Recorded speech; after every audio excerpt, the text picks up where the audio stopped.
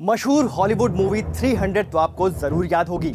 ये फिल्म उस ऐतिहासिक जंग पर बनी थी जब थर्मोपाइल के युद्ध में स्पार्टा के किंग लियोनाइडस ने अपने 300 सैनिकों के साथ पर्शियन साम्राज्य की विशाल सेना का बहादुरी से मुकाबला किया और आखिरी सांस तक लड़े। लेकिन क्या आप जानते हैं कि बिल्कुल ऐसी ही जबरदस्त जांबाजी की एक अनूठी मिसाल हमारे भारतीय जवानों के नाम भी दर्ज है। सारागढ़ी की जंग इतिहास के पन्नों में छुपी ऐसी ही एक दास्तां है जिसके बारे में जानकर आपका सिर फक्र से ऊंचा हो जाएगा। अक्षय कुमार की आने वाली फिल्म केसरी इसी जंग पर बनी है। तो आइए आपको बताते हैं कि कैसे महज 21 सिख सैनिकों की टुकड़ी 10,000 अफगानी सैनिकों के लिए काल बन गई।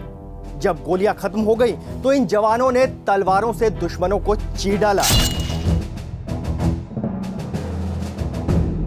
सारागढ़ी पाकिस्तान के हिंदुकुश पर्वतमाला के खैबर पख्तूनवा इलाके पर मौजूद एक छोटा सा गांव है। ब्रिटिश शासन में 36 सिख रेजिमेंट सारागढ़ी पोस्ट पर तैनात थी।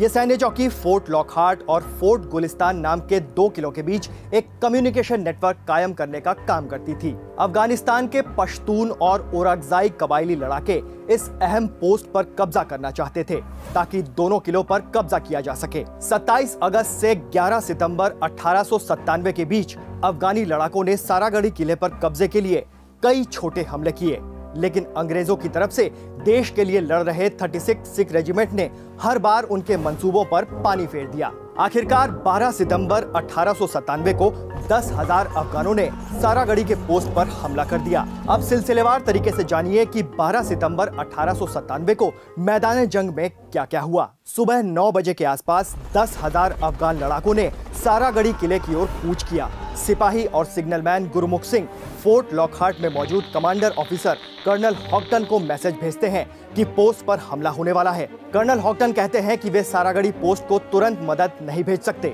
इसके बाद टुकड़ी के 21 सैनिकों ने सरेंडर करने की बजाय आखिरी सांस तक लड़ने का फैसला किया। लांस नायक लाल सिंह और सिपाही भगवान सिंह ने अपनी राइफल उठाई और दुश्मनों को गोलियों से भूनते हुए आगे बढ़ने लगे। भगवान सिंह शहीद हो गए और लाल सिंह गंभीर रूप से घायल हो जाते हैं। पश्तून सेना सिख सैनिकों को सरेंडर करने को कहती है, लेकिन भारतीय जांबाज इस पेशकश को ठुकरा देते हैं। सिख सैनिकों के इस हौसले से दुश्मनों में हड़कंप मच गया।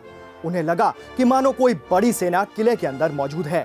फाटक खोलने के लिए 2 बार कोशिशें की जाती हैं, लेकिन दोनों बार अफगानों को नाकामयाबी हाथ लगती है। दुश्मनों की फौज किले की दीवार के एक हिस्से को तोड़ देते हैं। इसके बाद शुरू होती है आमने सामने की भयंकर लड़ाई। टुकड़ी के इंचार्ज हवलदार ईशर सिंह कुछ सैनिकों के साथ मोर्चा संभालते हैं और अपने बाकी सैनिकों को किले के भीतरी हिस्से में रहने का आदेश देते हैं। अपने साथियों के साथ हवलदार ईशर सिंह दुश्मनों पर टूट पड़ते हैं। कई घंटों तक बहादुरी से दुश्मनों का मुकाबला करने के बाद ईशर सिंह और उनके साथी शहीद हो जाते हैं। इसके बाद अफगानी फौज किले में आग लगाते हुए उसके भीतरी हिस्से में दाखिल होती है। तब तक किले में सिर्फ 5 भारतीय सैनिक जिंदा बचे थे। इनमें से गुरमुख सिंह सिग्नल टावर पर तैनात थे। जमीन पर मौजूद चारों सैनिकों ने बेमिसाल बहादुरी की मिसाल देते हुए दुश्मनों के बहुत से सैनिकों को मार डाला और आखिरकार शहीद हो गए। दोपहर 3:30 बजे जंग में जिंदा बचे आखिरी सैनिक गुरमुख सिंह ने सारागढ़ी के सिग्नल टावर से अंतिम संदेश भेजकर लड़ाई में शामिल होने की इजाजत मांगी। उन्हें इजाजत मिल गई। 19 साल के गुरमुख सिंह इस टुकड़ी में सबसे कम उम्र के सैनिक थे। उन्होंने अपने साजो सामान को एक चमड़े के बैग में पैक किया और हथियारों के साथ टावर से नीचे उतर आए। कहा जाता है कि दुश्मनों के हाथों जिंदा जलाए जाने से पहले गुरमुख सिंह ने बहादुरी से लड़ते हुए 20 दुश्मनों को मौत के घाट उतार दिया था। इस खूनी जंग के बाद दुश्मन बुरी तरह थक गए और तय रणनीति से भटक गए।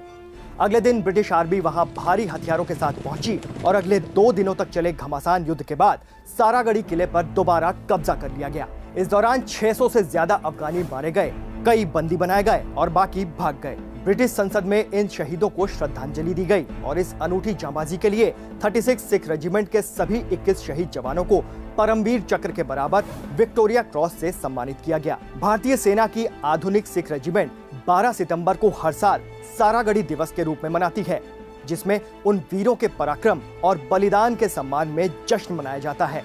ऐसे शूरवीरों को क्विंट का सलाम।